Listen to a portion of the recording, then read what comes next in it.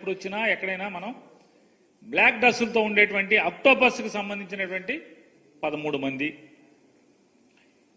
వీళ్ళు కాకుండా సీఎం గారి ఇంటి సరిహద్దుల్లో అంటే ఇంటి చుట్టూ కానీ లేకపోతే ముందు కానీ ఎటుకన్నా కానీ 23 మంది, కాన్వాయ్ సీఎం గారి కాన్వాయ్కి 21 మంది డ్రైవర్లు కానీ సెక్యూరిటీ ఇన్స్పెక్టర్లు కానీ అదే ఎస్ఐలో వాళ్ళ కానిస్టేబుల్ వాళ్ళు ఏ ర్యాంక్లో ఉంటే ఆ ర్యాంక్లో కాన్వాయ్కి 21 మంది, మొత్తం 196 మంది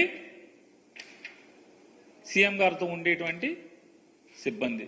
అంటే ఆయన కేటాయించబడినటువంటి 196 మంది సిబ్బంది.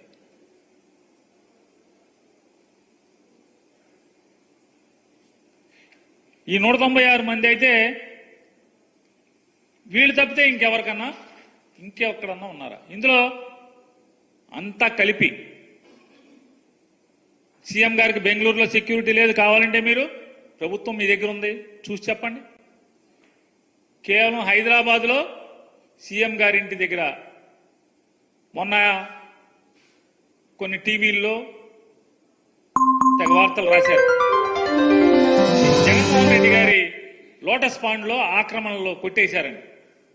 సీఎం గారికి ఏం పడినా బాబు ఆక్రమణలకి? సీఎం సెక్యూరిటీ వింగ్ సీఎం గారి ఇంటి బయట పోలీసులు పడుకుంటాకి ఆఫ్ డ్యూటీలో ఉన్న వాళ్ళు పడుకుంటాం కోసం తాత్కాలికంగా ఫుట్పాత్ మీద రేకుల షెడ్ నిర్మాణం చేశారు. ఈ రేకుల షెడ్ల నిర్మాణం తాత్కాలిక నిర్మాణాలు చంద్రబాబు నాయుడు గారు హైదరాబాద్ ఇంటి దగ్గర పాత రోజుల్లో 1996 నుంచి ఉన్నాయి, ఎన్టీ రామారావు గారి దగ్గర ఉన్నాయి, విజయభాస్కర్ రెడ్డి గారి దగ్గర ఇంటి దగ్గర కట్టారు, నేదురుమల్లి జనార్దన్ రెడ్డి గారి ఇంటి దగ్గర కట్టారు, కిరణ్ కుమార్ రెడ్డి గారి ఇంటి దగ్గర కట్టారు, రోసీ గారి ఇంటి దగ్గర కట్టారు. అట్లాగే జగన్మోహన్ రెడ్డి గారి ఇంటి దగ్గర కూడా తాత్కాలికంగా సీఎం సెక్యూరిటీ ఇంటెలిజెన్స్ వింగ్ వాళ్ళు తాత్కాలికంగా బ్యారక్స్ పోలీసులు 24 గంటలు ఉండరు కాబట్టి 3 గంటలకి షిఫ్ట్ మారుతారు కాబట్టి ఆ మారినప్పుడు పడుకుంటాం కోసం బ్యారక్స్ కట్టారు. ఎవరో రెడ్డి గారికి నచ్చలేదు, కమిషనర్ గారికి చెప్పారు, పడేశారని చెప్పారు. దాని ఆక్రమణ జగన్ గారికి ఏం సంబంధం? లోటస్ పాండ్ దగ్గర ఉన్నటువంటి పోలీసులతో సహా లెక్క కలిపి నేను చెప్పేది ఎట్ ఏ టైం 196 మంది ఉంటారు. 196 మంది,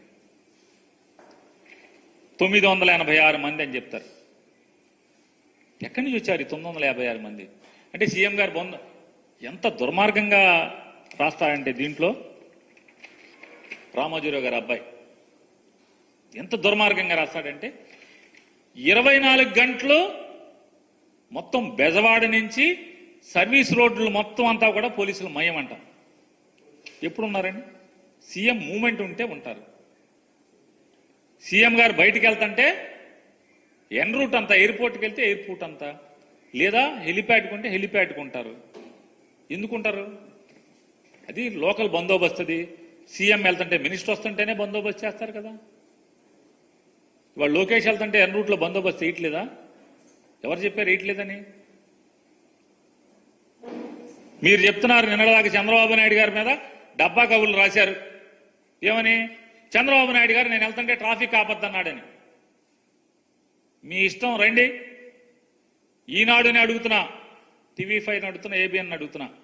చంద్రబాబు నాయుడు వెళ్తుంటే ట్రాఫిక్ ఆపకుండా పలానా ఊర్లో ట్రాఫిక్ ఆపట్లేదు, బెజవాడతో సహా ఎక్కడ ఆపట్లేదు.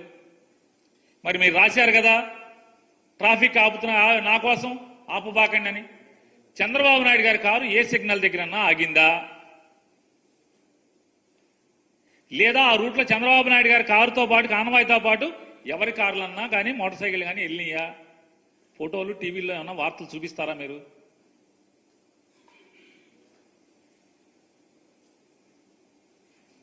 జగన్మోహన్ రెడ్డి గారు బొమ్మతో స్కూల్స్కి పుస్తకాలు వచ్చేసినాయి, అట్లాగే స్కూల్ సామాన్ వచ్చేసినాయి, బెల్టులు బ్యాగులు అన్నీ జగన్మోహన్ గారికి పెట్టే ఉన్నాయి.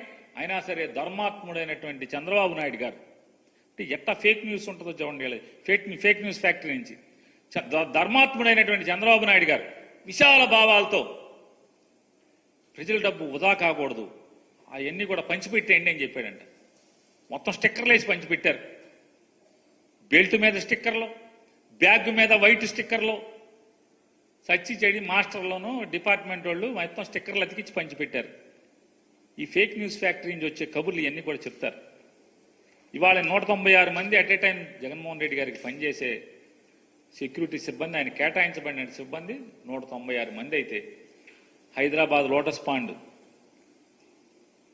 ఆయన ఇల్లు, తాడేపల్లి ఇల్లు, ఆఫీసు అన్నీ కలిపి ఆయన కేటాయించబడిన వాళ్ళు 196 మంది.